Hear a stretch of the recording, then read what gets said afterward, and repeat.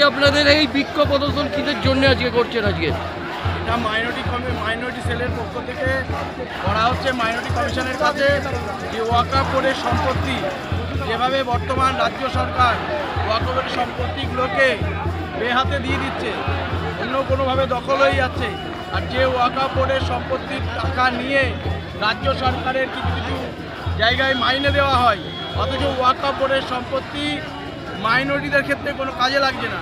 তাই minority sell আমাদের West বেঙ্গলের শামীম আক্তারের নেতৃত্বে মাইনরিটি কমিশনের কাছে তাদের দাবি যে মাইনরিটি ওয়াকফ বোর্ডের যে সম্পত্তি আছে সেগুলোকে ওয়েবসাইট করে ডিটেলস ওয়েবসাইটে তাদেরকে দেওয়া হোক, যাতে মাইনরিটি বা ওয়াকফ সম্পত্তির বিশদ বিবরণ বাংলার সাধারণ মানুষ এবং মাইনরিটি সম্প্রদায় জানতে পারে। এটার জন্যই আজকে বিক্ষোভ। আপনারা কি কোনো ডেপুটেশন জমা দিতে এসেছিলেন? ডেপুটেশন দেওয়ার কোনো প্রশ্ন নেই। দাবি যেটা আছে সেটা হলো মাইনরিটিদের আজকে চাকরি নেই।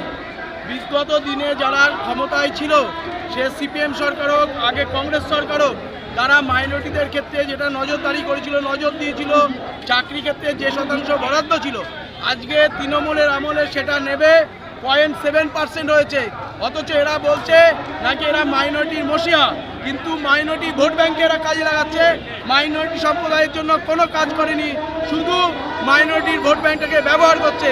তাই আমরা বিক্ষোভ জানাচ্ছি। আচ্ছা, দেখা যাচ্ছে প্রশাসন এখানে আপনাদেরকে আটকে দিয়েছে, যেটা কি করবেন? এ তো রাজ্য সরকারের পুলিশ, মমতা ব্যানার্জির পুলিশ দলদাসে পরিণত হয়েছে। ওরা তৃণমূলের ঝান্ডাটা ধরুক, অশোক স্তম্ভ খুলে নিয়ে ওরা আইন ব্যবস্থাকে কাজে না লাগিয়ে আইনের কাজ করছে না।